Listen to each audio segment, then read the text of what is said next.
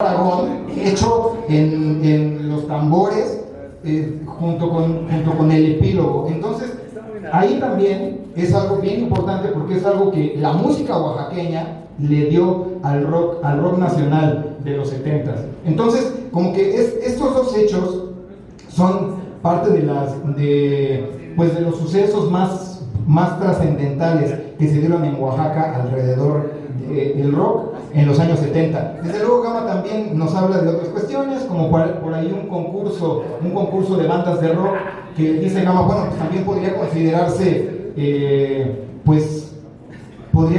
un festival por el tipo de bandas que estuvieron tocando en este concurso. Y bueno, eso digamos en torno a la cuestión musical. Pero también en la prensa escrita, Gama rastrea quiénes hablaban, quiénes no hablaban del rock. Y bueno, resulta ser que Gama encuentra dos cosas pues importantes en torno al llamado Festival de Rock y Ruedas de Avándaro.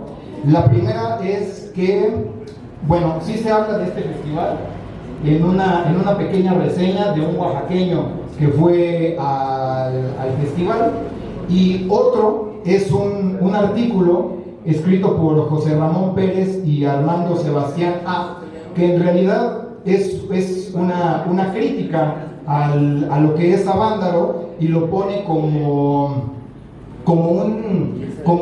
y al rock en general como uno de los elementos de los estadounidenses y los ingleses para la dominación de diferentes latitudes, en este caso pues para la dominación de México. En este caso, bueno, Gama le da un tratamiento al artículo como, bueno, él dice que es así, es un poco ridículo, así lo califica Gama. Yo ahí voy a diferir un poquito con Gama porque me voy a comprometer, porque a mí, digo, sí, la verdad hay cosas como muy mochas en ese artículo, eso sí que pues cualquiera diría, no, pues eso sí, pues lo decían las abuelitas en los 70 o lo dicen actualmente los abuelos, o quién sabe, ¿no? No, pues los abuelos qué culpa tienen, sino la gente mocha, ¿no? Nada más, con dos o tres frases, pero en general ese artículo a mi parecer da para pensarse, porque si bien no es como para satanizar el rock, ¿no? Ni para andar ahí de conspiranoicos con la música, sí toca cuestiones interesantes como la cuestión de los estímulos que tiene la música muy sencilla, que para ellos en ese tiempo el rock era música sencilla, ¿no?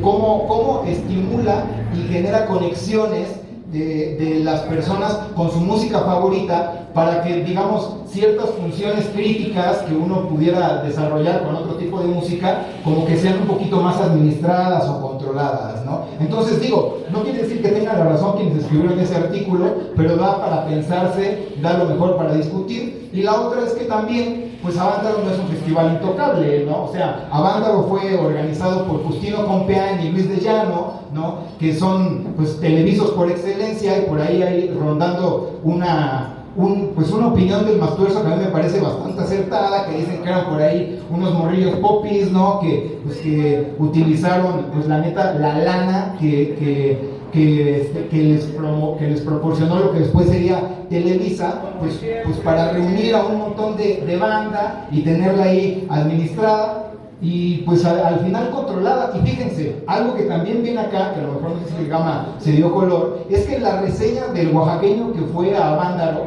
dice que al final de Avándaro estaban esperando camiones que iba a mandar Luis Echeverría para que la gente se regresara. Entonces, ¿qué onda? No se trataba que Avándaro era en contra del gobierno, no sé qué tanto rollo, y la prohibición de Echeverría. Entonces, son elementos que Gama da aquí en este libro y que pues dan para muchísima discusión. Estemos de acuerdo con el tratamiento o no que le da mi hermanito aquí a estas situaciones. Entonces, pues es un libro muy completo que se puede leer de diferentes maneras. Yo pienso que este libro da para múltiples investigaciones, o sea, más bien esta investigación da para que se deriven otra cantidad enorme de investigaciones y de discusiones. Yo ya me comprometí con una, que lo haga de Puebla, dice por ahí el Pleco. Eso es lo que vamos a esperar, Gama, que te vengas un ratito para acá y que nos ayudes, porque patrocinado por el Caruso y por los desiertos, los comprometemos de una vez, para que venga y pues que se arma ahí la historia. Fíjense, algo bien importante que también me gustaría recalcar del trabajo de Gama, esta parte metodológica, que si bien Gama no se pone así como los académicos de metodología de mi investigación, o una madre así que luego la neta la banda ni le capta, pues desde luego que sí tiene una metodología. O sea, Gama partió de las entrevistas, partió del análisis de la publicidad, partió del análisis fotográfico, para de ahí empezar a armar la historia del rock en Oaxaca. Entonces, digamos que el trabajo de Gama en ese sentido es inductivo, porque él se fue a las hemerotecas, él se fue a buscar a los protagonistas de esta historia, a partir de lo que le dijeron de viva voz y de lo que encontró en los periódicos, él fue rearmando esta radiografía del rock en Oaxaca, 60s y 70s. Y bueno, yo también, pues por ahí si tengo un poquito de tiempo, güey, sí, ahí sí me voy a poner como académico, mamá. Voy a sacar un poquito de la metodología de Gama, porque me parece que esto puede servir hasta para una investigación en cualquier otra parte de México, porque se reconstruye así, pues lo que no hay, porque esto no se encuentra en los libros. O sea, ya se encuentra en este libro, pero en libros anteriores probablemente no. Y bueno, ya nada más por último, me parece que estas obras tienen que estudiarse a la par de la lectura de la contracultura en México de José Agustín, para que nosotros también tengamos ahí un poquito de más análisis a partir de toda la investigación que nos ofrece Gama. Y pues eso sería todo. Por favor, un aplauso para Gama y este trabajo. Un chingo de esfuerzo, porque no sé si un chingo de años, tú me dirás cuántos años te llevaste, pero un montón de esfuerzo. Muchas gracias. ¡Qué hombre! Pues, muchas gracias, Aldo. Llevo ya 6 años, ya 7 años con este tema de la investigación. Digo, todo va congregándose con investigaciones a la par sobre la cumbia, sobre el jazz, sobre todo lo que tiene que ver con las músicas de Oaxaca. Antes de que se me pase, ahorita están viendo una fotografía de Jacobo Aragón, precisamente, que algo lo mencionó. Jacobo Aragón fue una pieza importante en la música del rock de la década de los 60s y 70s en la ciudad de Oaxaca, pero en el inter del 60 y 70, él, como bien lo menciona Aldo, viajó a la Ciudad de México a estudiar en la Nacional de Música, y ahí conoció al Nono y al Popo, que eran ya músicos avanzados, experimentados, y con ellos formó el grupo Epílogo. En el libro se explica un poco la historia de Epílogo, este es el grupo Epílogo, y Jacobo Aragón menciona que cuando los invitan a participar en el festival de Avándaro, él muy contento le dice a su mamá que, bueno, le platica la historia, ¿no?, de que los han invitado para tocar en el festival de Avándaro y tal, y su mamá le recomienda que por favor, siendo él oaxaqueño, porte algo de la identidad del estado de Oaxaca en el festival de Avándaro. Y entonces se le ocurre a su mamá pues comprarle un penacho del danzante de la pluma para que Jacobo lo use en el festival. Esa fotografía se tomó en el backstage antes de subir al escenario. Sin embargo, Jacobo lo cuenta en el sentido de que, siendo él el baterista, se suben al escenario y al intentar tocar la batería, pues no puede controlar el peso del penacho, por lo cual decide quitarse ese accesorio, y por eso es que no lo vemos en los múltiples videos que se han estado recuperando del festival. Otra de las cosas, desafortunadamente no lo mencioné porque Jacobo después me lo contó, fue que la batería que se utilizó para el festival es de Jacobo Aragón, era de Jacobo Aragón. Cuando finalizó el festival, cuando se regresó a la ciudad de Oaxaca, se llevó su batería, de la cual la fue vendiendo por separado, por partes, y solo conocemos una tarola que se quedó uno de los músicos de los Beethoven, el cual tiene la firma de Jacobo. Ese es como lo único que tenemos, ¿no?, de prueba de esa batería. Entonces eso nos da la dimensión de la participación, pues, pues, de oaxaqueños en ese festival tan importante que marcó la era del rock en los 70s. Y sí, efectivamente, volviendo al tema del artículo del rock y el mercado de terroristas, que es así se llama el artículo que mencionó algo respecto a este texto escrito por dos doctores donde acusaban al rock de ser impulsado y creado por las altas esferas de Estados Unidos para control de las masas. Y cuando estuve haciendo un poquito más de investigación, ya desafortunadamente habíamos cerrado la editorial, efectivamente hay un programa que se llamó el MK Ultra, que es justamente lo que desarrolló el FBI para poder usar, o el objetivo era usar el rock justamente para eso, ¿no? Para el control de masas. Y también algo muy interesante de este artículo es que por primera vez, siendo 1979 en la ciudad de Oaxaca, los que leyeron ese artículo, por primera vez conocieron la palabra punk, o al menos quizás algunos más mal escrito, pero escucharon la palabra punk, que ya en la ciudad de Oaxaca tardó todavía más de 15 años en que el punk se estableciera ya como una escena en particular. Y bueno, pues también hablar del tema del rescate melográfico, que efectivamente muchas de las fotografías parten de colecciones de los mismos músicos que afortunadamente nos dieron acceso a sus archivos fotográficos. Entre ellos está esta fotografía del fotógrafo de Peace and Love, Ricardo Ochoa, si no lo recuerdo. Y en esta fotografía, si bien no representa algo en concreto, ahí vemos una persona, la más alta, que es Jaime Luna. Quizás ustedes lo han escuchado porque él es el filósofo más importante del estado de Oaxaca, que actualmente impulsa la comunalidad, las escuelas comunales en el estado de Oaxaca, y que fue el interlocutor entre el EZLN y el gobierno federal en 1994, y que del cual he estado entrevistándolo más de 3 veces en el sentido de la trova serrana, que es otra de las cosas que me llama la atención. Sin embargo, para el tema del rock, Jaime Luna nunca mencionó su paso por el rock, no por pena, sino porque el tema del mezcal terminó afectando mucho esta parte de la memoria.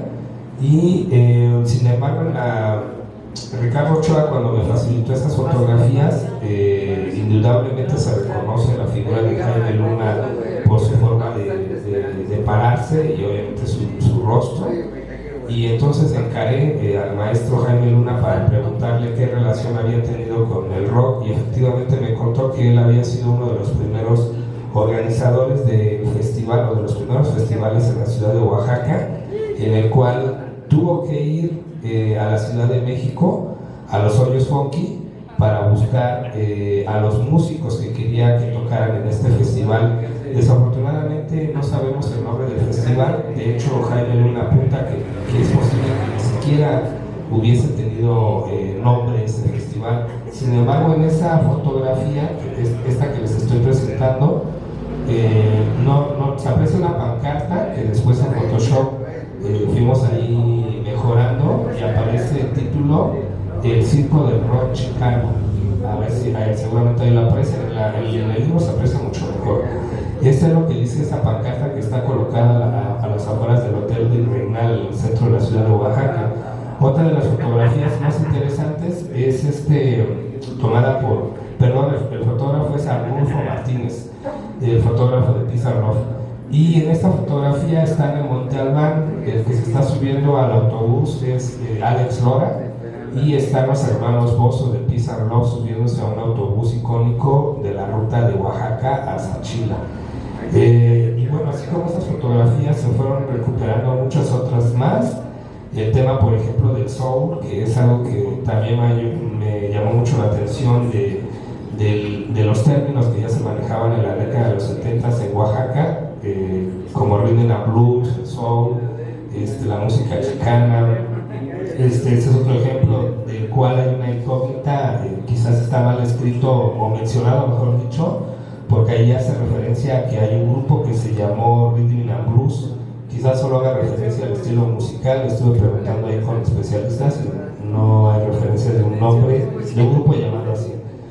Y bueno, pues eso es en general lo que hay dentro de este segundo tomo de la radiografía del rock en Oaxaca, especializado ya en la década de los 70, una década marcada principalmente por la música tropical, por el bossa nova y por la música disco, lo que opacó el rock en la ciudad de Oaxaca. Muchos de los grupos que mencionó Aldo terminaron tocando música tropical, adecuándose a las necesidades de trabajo y obviamente la supervivencia musical, ¿no? Sin embargo, durante la década de los 70 solo existieron dos grupos que siempre estuvieron tocando rock, que no tocaban versátil, y una de ellas es precisamente este grupo de la fotografía que se llama La Resurrección, que surgió a finales de los 60 y que se mantuvo hasta 1976, y el otro grupo se llamó Black Fire, que surgió paradójicamente en 1976. Eran otros integrantes, no eran los de Resurrección, y ellos fueron los que continuaron con el tema del rock. Ellos son los Black Fire, que continuaron con el rock y así se mantuvieron al menos hasta 1983, cuando se desintegra el grupo.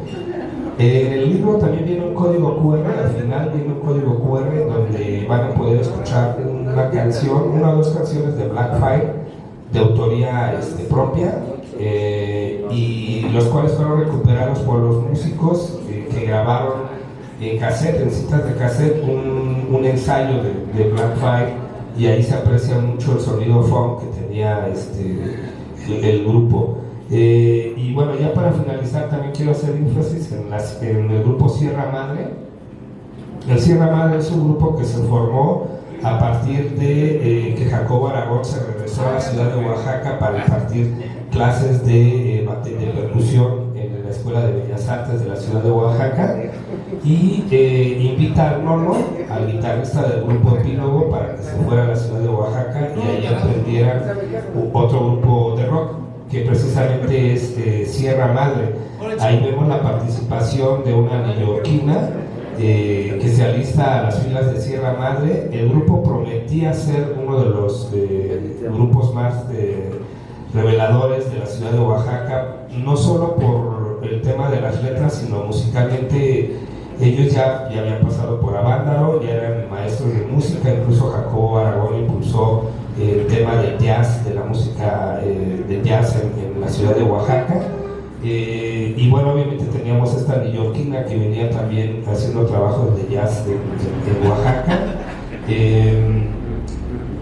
Desafortunadamente, hace poco platicaba con el Nono de Saltillo. Ahí el Nono presentó el libro junto con otros amigos y mencionaba que, y en el libro también se recalca, que este grupo Sierra Madre pues totalmente se identificaba con la onda hippie. Incluso habían rentado una casa con alberca a las afueras de la ciudad, en el cual tenían la vista directa con la sierra, por eso es que le pusieron así Sierra Madre.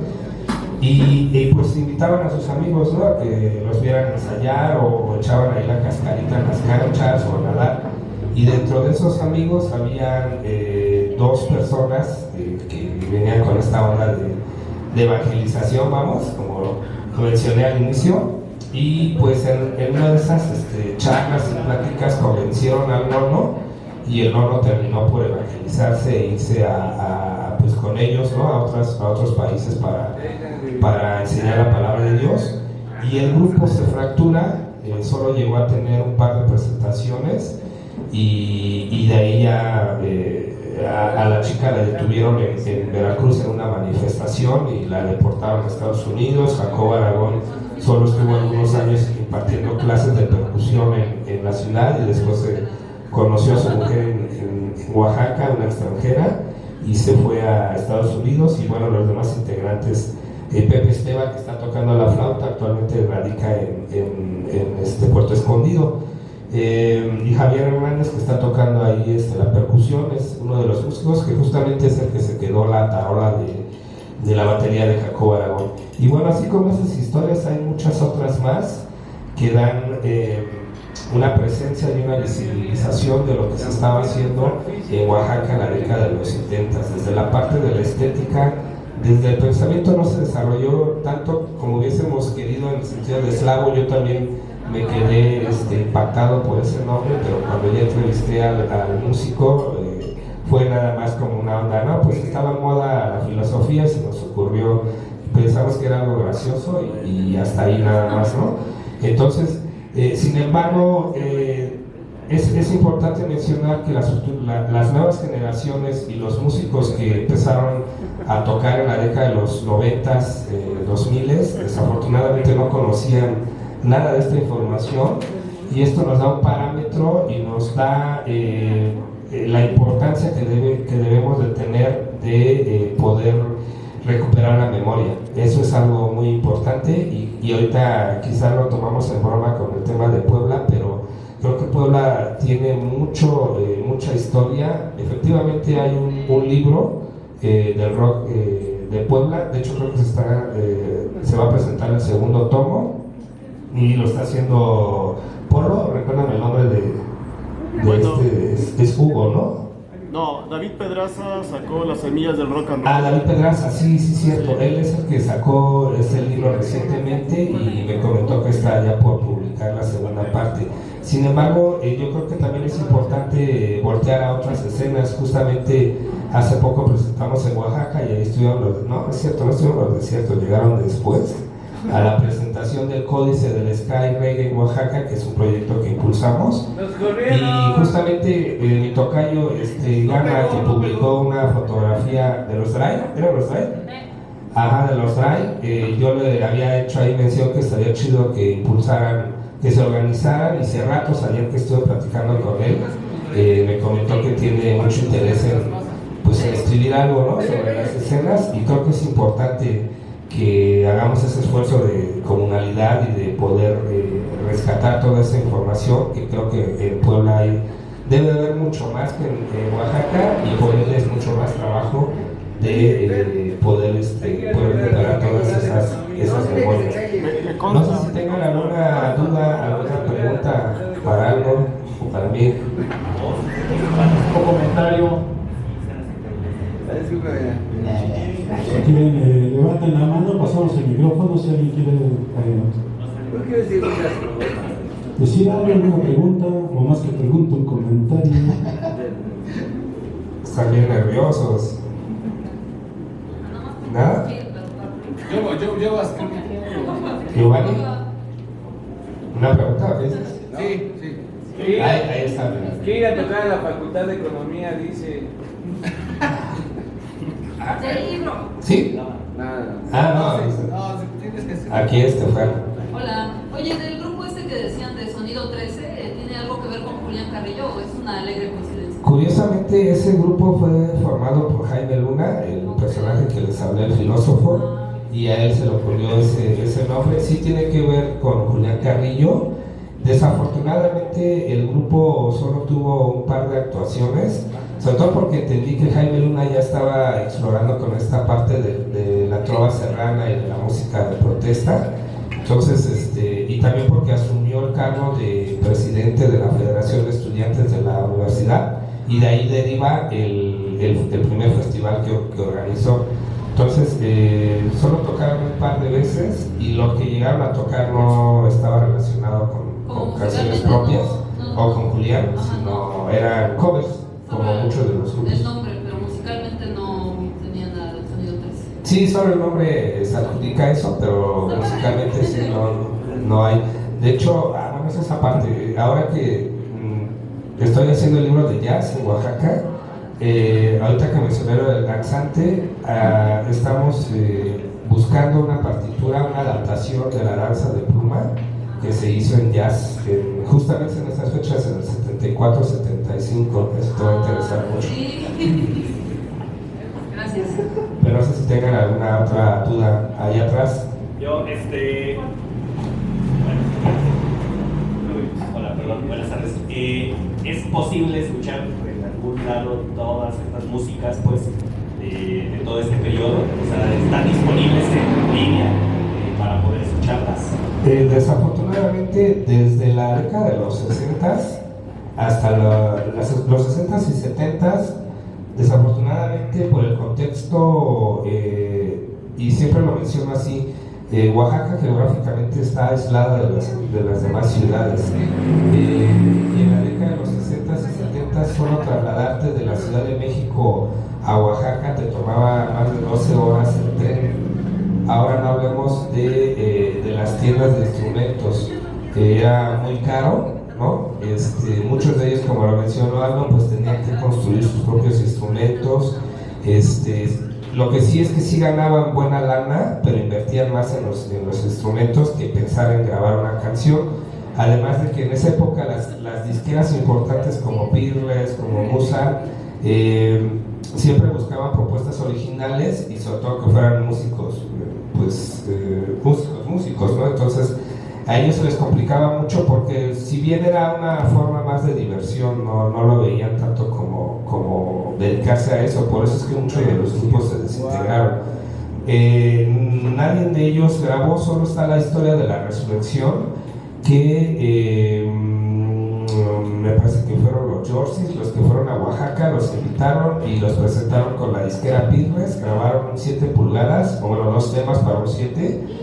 Después el empresario reúne a los músicos y les dice que tienen que cambiar de vocalista porque pues, no canta, ¿no? Entonces se reúne el grupo y decide que no van a cambiar de vocalista justamente porque son muy amigos y se les hacía mala onda cambiar de vocalista. El disco se enlata y no sabemos si ya desapareció, se recicló o qué sucedió, ¿no? Y de ahí, por ejemplo, Eslavo mencionaba que tenían una cinta de carrete abierto, que habían grabado ahí algunas canciones, no recuerdo si eran canciones propias o covers. Sin embargo, va a parecer chiste, bueno, no es chiste, ¿no?